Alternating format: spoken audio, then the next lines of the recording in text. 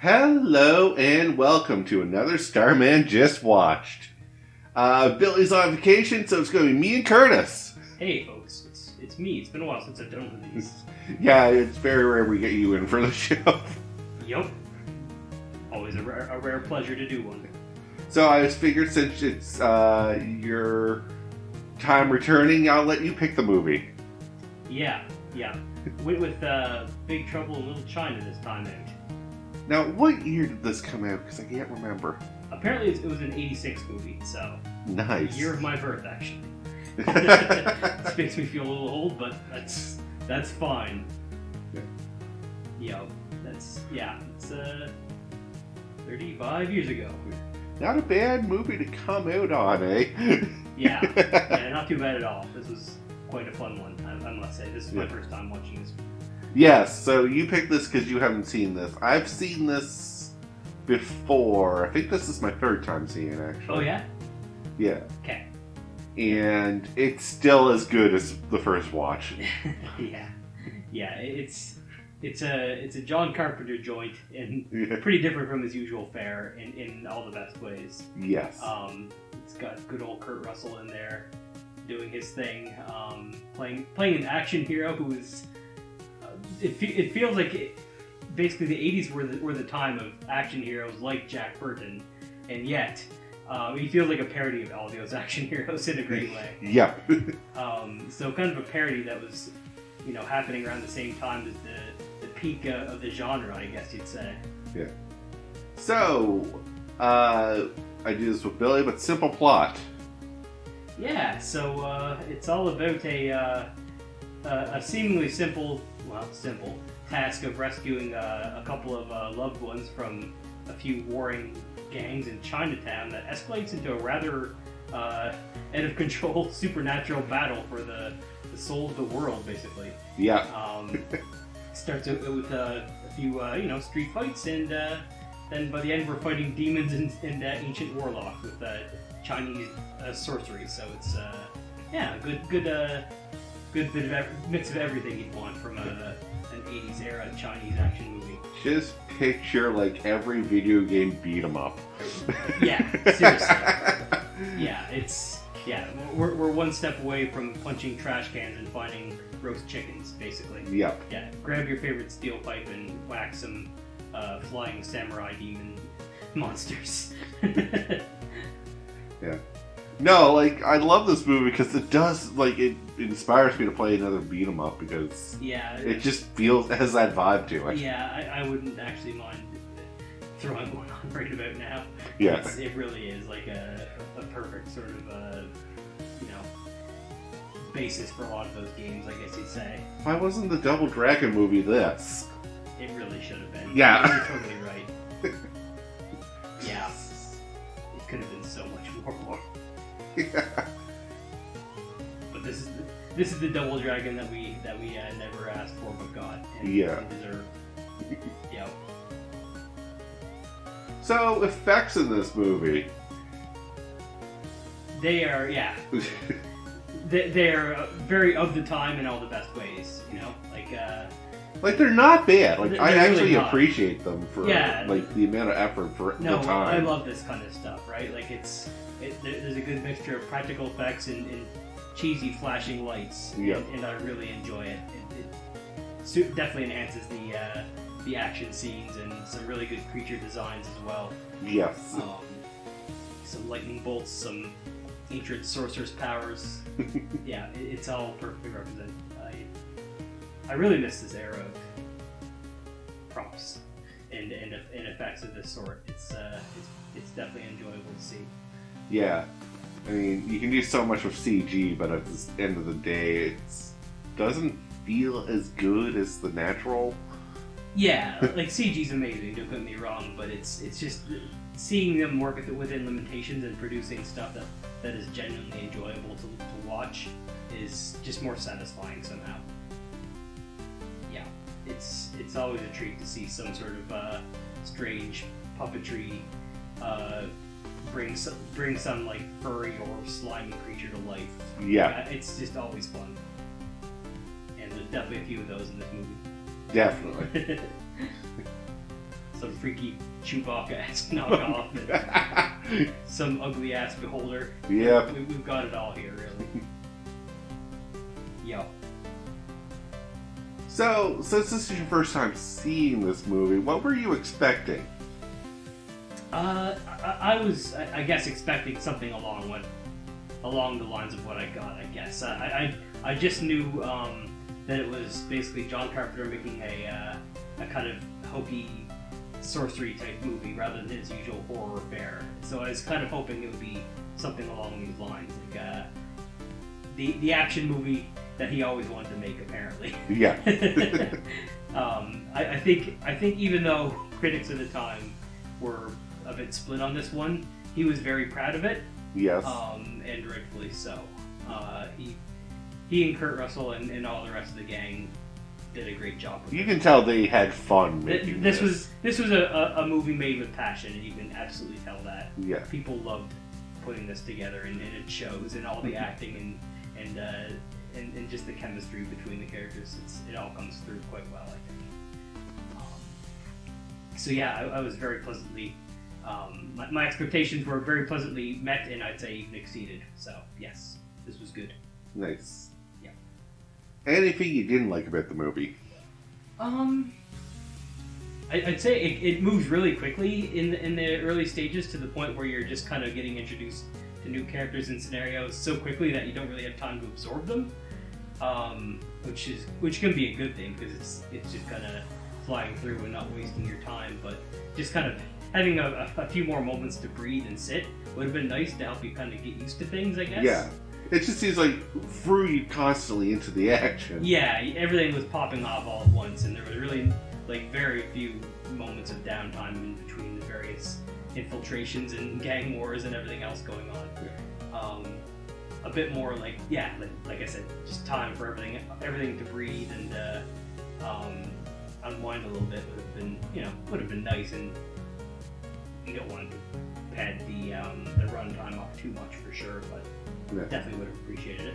No, an hour and 40 minutes was the runtime for this. Yeah. So 20 minutes more wouldn't have killed it in my mind. I agree. Yeah. And just enough to flesh out some characters. Yeah. All I got was these are very cookie cutter based characters. Yeah.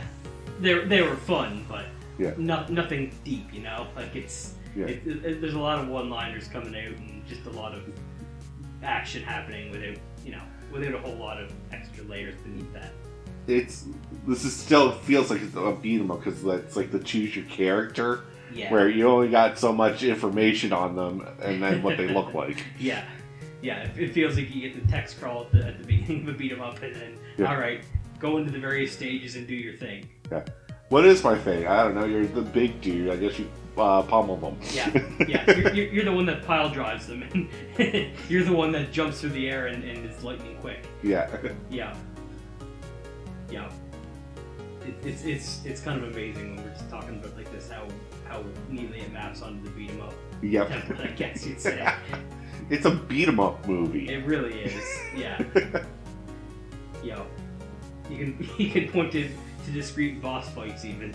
Yeah, I know. When we were watching, we were just noting, oh, this is stage 1, oh, this is stage 2. Yeah. A few times. Just every time there's a transition into a new area, yeah. You're like, okay, well, this is the second stage of the game. Yeah. And then, that's the final boss. Yeah. And you defeat him and the castle is collapsing now. Yeah. He's the load-bearing boss. Of course he is. Yeah. And then there's the surprise boss. Yeah. Yeah, the boss that tries to stop you during the escape sequence. Yeah. But you don't really have to fight him, he'll just defeat himself. Yeah, it's an obstacle-based fight where you just defeat him with an environmental set dressing. Yeah. Yeah, it's good. Yeah, and a little tease at the ending there as well. Yeah. Which, you brought up an interesting thing that The Rock is looking to do a sequel? Apparently. Dwayne Johnson? I don't know how long that's been in the works, but I heard that he wants to do one. Not a remake, a sequel of some sort. I don't know whether he's got buy-in from anyone originally involved in the project, or even whether he has John Carpenter's blessing. I just quickly looked it up after we watched it, just to see if there was ever some sort of follow-up to this thing. And found that out, apparently, so, hey, maybe look forward to that in the future. Yeah. It's only been how many years since this came out? Yeah. Like I said, 35, almost 36 years. So. Yeah. Yeah. It's time. The search for more money continues. Yeah. Alright, well, we still got a lot of time left, so, any reason you picked this movie other than you didn't see it? Yeah, I just like John Carpenter's work, basically. I really enjoy his input in general, and somehow I just never end up seeing this one. And because it's so different from his usual stuff, like I said, I was quite interested to see where it would go. Fair enough. Yeah. I'm a huge John Carpenter fan as well. That's why I seen this earlier. Yeah. There's a lot of good stuff he's done over the years. Yes. One of the best, you might say. What was the context you first saw this in? Did you just pick it up one day? Yeah, we were just at the movie rental place, and we kind of read the back a little bit, I think, and just went, yeah, sure, it sounds like a dumb movie to watch and get drunk to. Yeah. So we just all sat around drinking and laughing our ass off, and and then I think we did play Double Dragon afterwards. Appropriate. Yeah. Just me and a buddy, so. Nice. Yeah.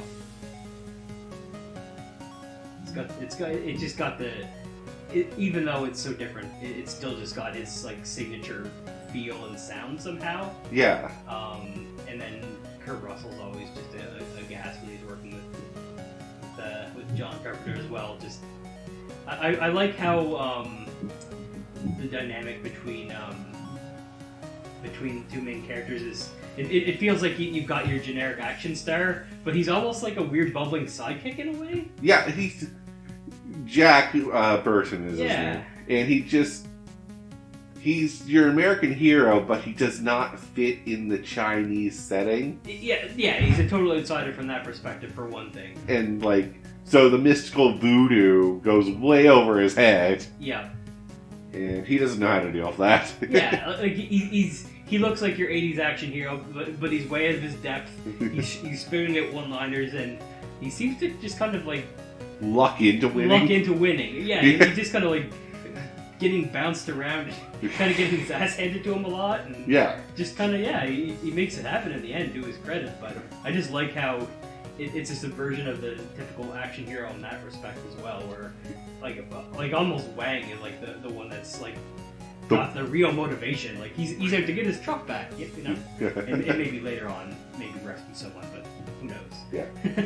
But really, the main motivation is for Wang is you think Wang is his sidekick based on how they're set up and framed, but really Wang is almost the main character. Yeah. And Wang's out to save his girlfriend it's a girlfriend wanting to marry her. Yeah, fiance. Whatever. Yeah, fiance. Yep. I don't know relationships.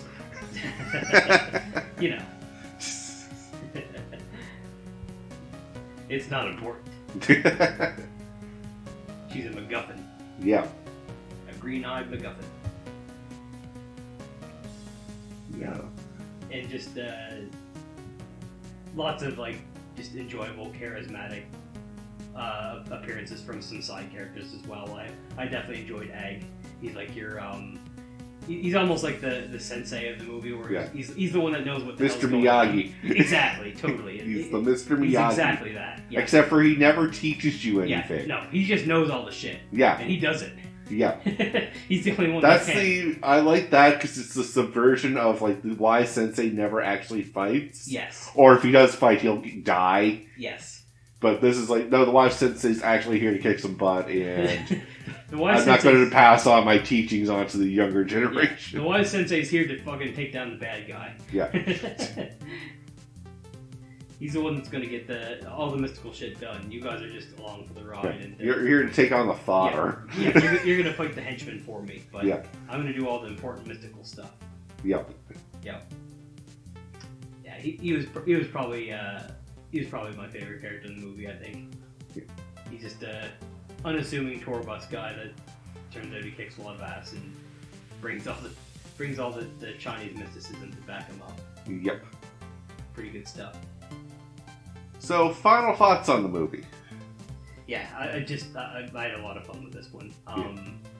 Just like you said, it's like a video game beat 'em up in all the best ways, and it predates like a lot of those tropes. It feels like I feel like I don't hear enough about this movie's inspiration on other works, but I would be very surprised to hear if it wasn't a huge inspiration for a lot of things that came after. Like, it wasn't some giant Hollywood smash, but it was enough of a cult hit that I think it probably informed a lot of tropes and a lot of games that came afterwards, if nothing else. I would have to say, and I personally found it extremely enjoyable because of that. No, I was gonna say there that, like, the setup and everything, like, you would expect this to be a terrible movie if I were to describe it to you. Yeah. But it's done in such a way that it doesn't feel way over the top where you're like, okay, this is just too absurd. Yeah, no, they're playing it straight to just straight enough to get you to buy into it, right? Yeah. Yeah. Like, okay, I can believe Chinese sorcerers are secretly running Chinatown in California. Sure. Sure, let's go with that. Yeah. Yeah, who's getting involved in these gang wars? Who's really to say what's going on there? Yeah. Right? You don't know if they're not casting lightning behind the scenes. You don't know that for sure. Yeah. Like, I've never been in a Chinese fight, so maybe, I don't know, maybe a Chinese man can shoot fireballs out of his farm. Yeah, seriously. Like I said, when somebody busts out a meat cleaver, I'm just going to run away from that fight. Yeah, no. Before the lightning bolts even come out, I'm gone. Yeah, no. So it's like, no sane man takes the meat cleaver into fighting. No. Yeah. Now you're gonna fight like 100 men. Bring my meat cleaver. Somebody busts that out, you don't mess with that. Yeah. That's a bad idea. That is a confidence move right there. Yeah. That guy knows what he's doing. Yeah. That guy's either horribly insane or overly confident. Yeah.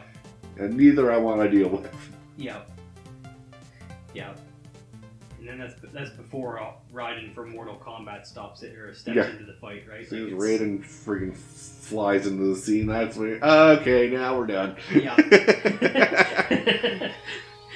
I'm just gonna like curl up in a ball underneath the truck and hope no one pays attention to me. Yeah.